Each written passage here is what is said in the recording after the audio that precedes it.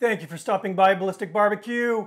Today's video is all about making burgers. Let's get going.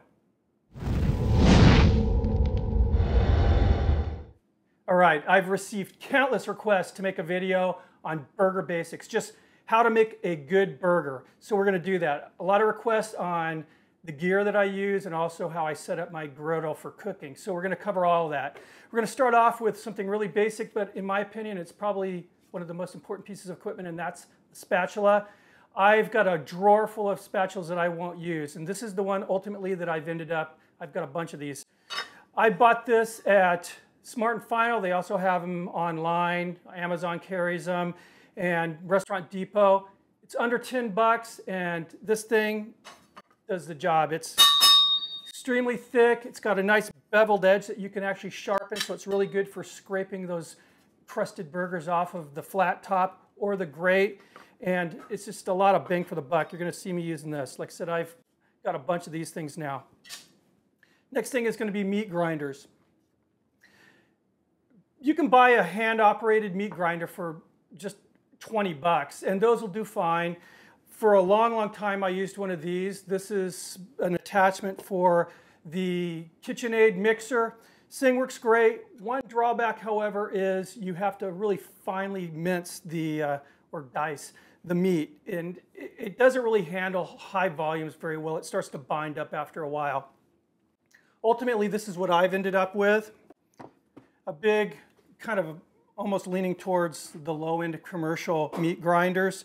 This thing, it's kind of a cheesy name. It's the Megaforce 3000 series, but it's 3,000 watts of just real grinding power, and it's got 3 speeds, including a reverse. So, I mean, you could basically lure a cow into this thing, you'll end up with hamburger coming out the other end. So, really, really cool.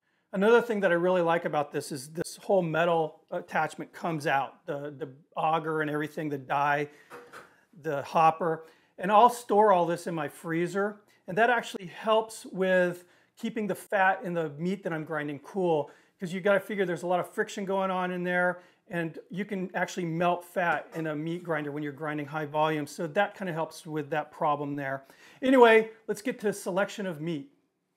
All right, now meat. I'm a huge advocate in grinding my own hamburger. I realize not everyone wants to do that. That's fine. If you buy hamburger pre-ground, I suggest looking at something like this. Now this is 80-20 ground chuck. 80-20 meaning it's 80% lean, 20% fat. I really try to avoid going under that 20% mark. The 20% fat just makes for a very flavorful, very tender and juicy hamburger patty. It's a win. The other thing I would look for when buying pre-ground meat is, you can see how this looks extruded. Try to avoid buying the hamburger meat that's in those chubs, the plastic tubes. It's really blended up and mixed, and that's where you're going to run into problems with the meat swelling up when you're cooking it. What I have here are a few of my favorite cuts that I look for. This is ribeye. Now, I've taken some slack in the past for using ribeye, but as you can see, this thing is paper thin, not very expensive, and personally, if I'm going to grill a steak, I'm not going to grill a steak that's 1/4 inch thick. This right here is tri-tip. This is marketed as tri-tip steak, but it's just cuts from the tri-tip roast. It's got a lot of really great flavor and a decent amount of marbling. As far as calculating whether or not it's 80-20, I just eyeball it. I mean, I'm sure there's a mathematical formula you could use to figure out the percentage of fat to lean, but I'm not going to bust out a scientific calculator while I'm shopping in a grocery store. So what I'm going to do now is just remove the bone and then just cut these into strips. All right, let's grind some hamburger. All right, now when I'm grinding the meat, I try to alternate fat to lean. So if I see a big chunk of fat going through, the next chunk going through is going to be a little bit more on the leaner side. So let's get this thing fired up.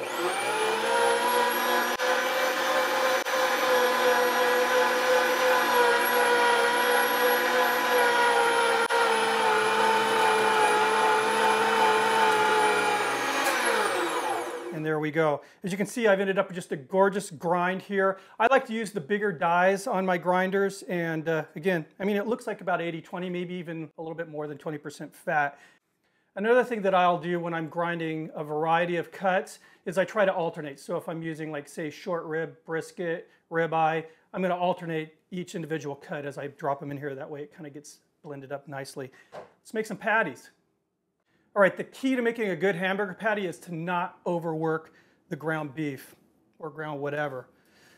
So I'm going to take a handful here. I try to make the patties proportionate to whatever bun I'm using. But if you want to weigh, 8 to 10 ounces is pretty much the perfect weight. So first one here I'm going to make just by hand. And I'm applying pressure, but I'm not crushing it all together. The reason is you want the fat and also the steam that's inside of this patty as it's cooking to be able to escape. If you don't do that, you're going to end up with a football. So basically what I'm saying is that little push down in the center with your thumb, you don't need to do that. The only time you need to do that is if you've overworked the ground meat or if you're mixing things in it like, binders like egg and like basically making a meatloaf burger. Then you'd need to push down with your thumb in there. Some of the beef that comes in one of those tubes, I would probably suggest doing that with that though, because like I said, it's basically overworked meat already anyway. So for me, this is the perfect patty. I mean, it's nice and circular. It's a good, ½ inch, maybe a little bit more than that thick.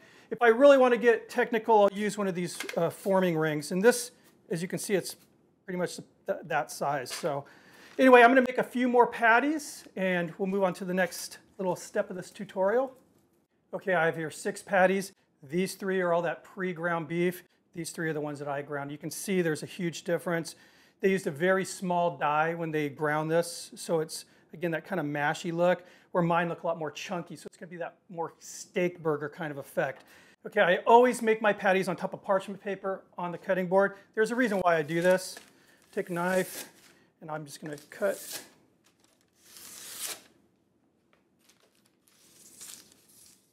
Okay, the next thing I'll do is stack these patties up, put them on a tray or a plate, cover them with some saran wrap. They're going in the fridge.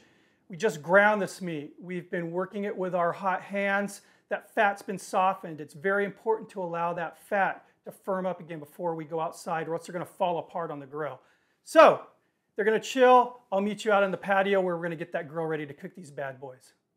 All right, now we're ready to set up the grill. I cook on a Weber Performer. Basically, it's just a 22-inch kettle with a table on the side. So a Weber One Touch, under $100, same thing without the table. And these are just awesome to cook on. They're so versatile. I'll show you how I have it set up. Now for this particular cook, because I'm showing different techniques, I'm actually cooking on an open grate on this side, and I'm cooking on my flat top on this side. So I have it set up kind of differently than I normally would. On this side I have briquettes, and I have it built up very high up on the wall. And I have it just sort of feathering out as it comes towards the center, nothing in the center. Now if I was just cooking on the flat top, I'd leave all of this space open. There's plenty of radiant heat over here to keep things warm and to toast buns, but I also have kind of a refuge, so to speak, if I start running into overheating the patty, so I can bring them over here if it's just a little too hot. On this side, I'm using the lump charcoal where the open grates are going to be. Whenever I'm grilling burgers on an open grate, I love using lump. It gives it that nice kind of smoky campfire kind of a flavor. Same thing though, I have it built up high on the inner wall and then just sort of feathering out down to nothing in the center.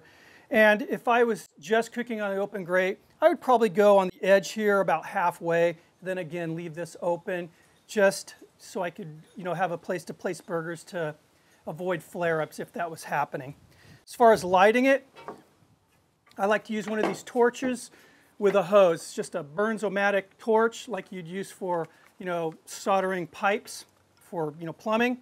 And it's got an electric ignition, and there it goes, it's working. These will run off of either propane or MAP gas. So on these briquettes, I'm just going to go ahead and start burning the edges here. And I like to light it at about 4 to 5 places. Now the nice thing about having the type of torch with the hose on it is you can actually stick it upside down. If it's directly to the bottle, it'll extinguish itself. And I'll actually go underneath the briquettes here.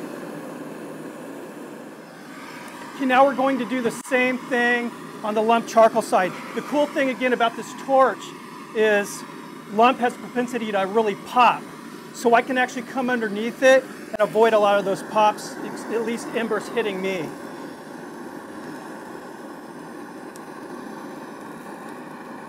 Now up higher here, I'll just kind of dig that tip inside again to try to alleviate some of the embers hitting me.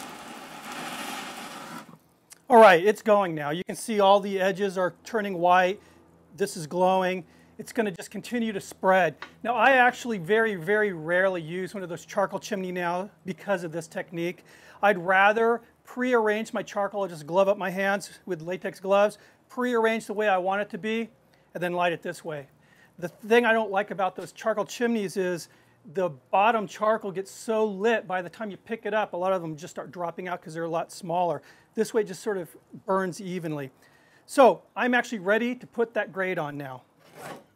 Even though the charcoal is not completely ready to go, I have the grate in place. It's burning along fine. Bottom vents are fully open. So this is the Craycourt cast iron grate system right here. These are modular. And on top of it, on this side, I have a flat top that I actually had fabricated at a local metal shop. Get a lot of questions about this thing, and hopefully one of these days you'll see them on the market.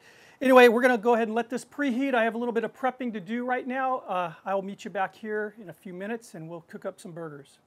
All right, the grill is blazing and we are ready to cook. First things first, season the meat. I like to keep it really simple. We're using good meat here. There is no need to muddle up the flavors. Salt and pepper is all you need. And on this case, I'm just going with just some sea salt. That's it. Big coarse ground sea salt.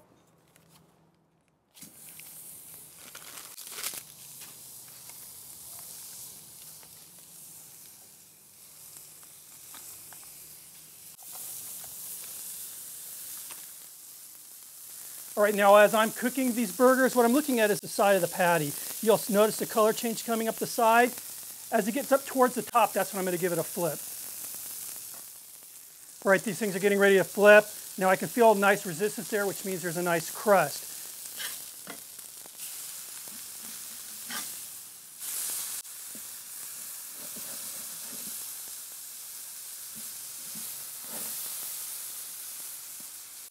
Now I'll apply some cheese.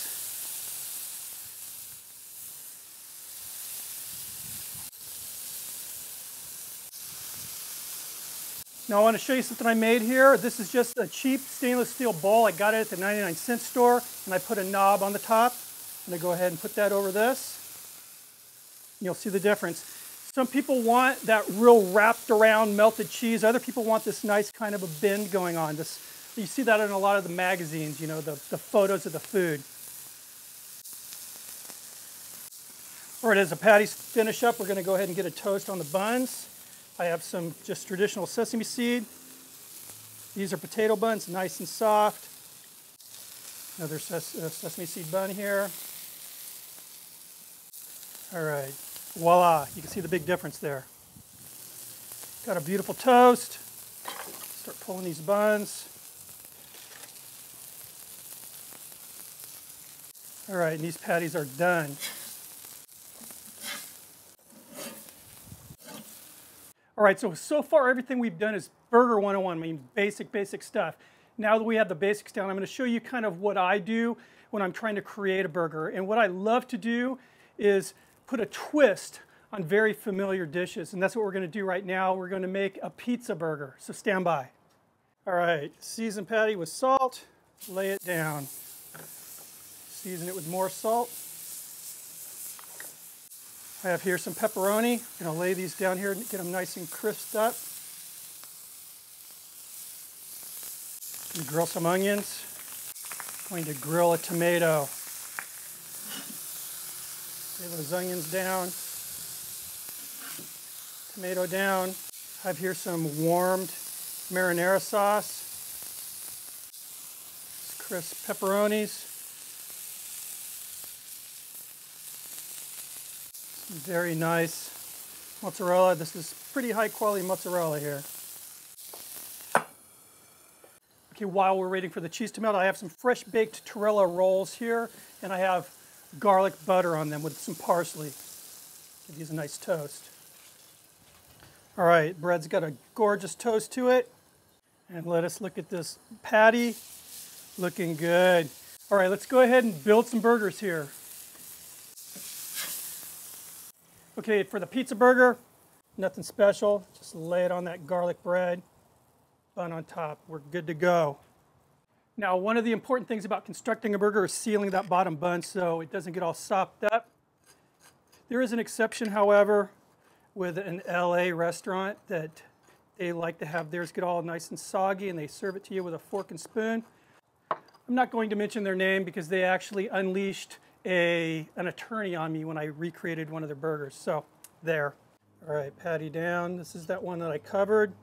Hit this with a little ketchup, some pickles, tomato, some onion, some lettuce, mustard on the top of the bun. There you go. Here's another school of thought on sealing the bottom bun. We're going to lay down some lettuce, the patty, little ketchup, tomato, some pickle, some onion, some mustard. There you go, very traditional American burger. This will be one just on the toasted bun here. Some onion, some mustard, and there we have it. 4 really nice looking burgers, and I'm going to give this pizza burger a try here.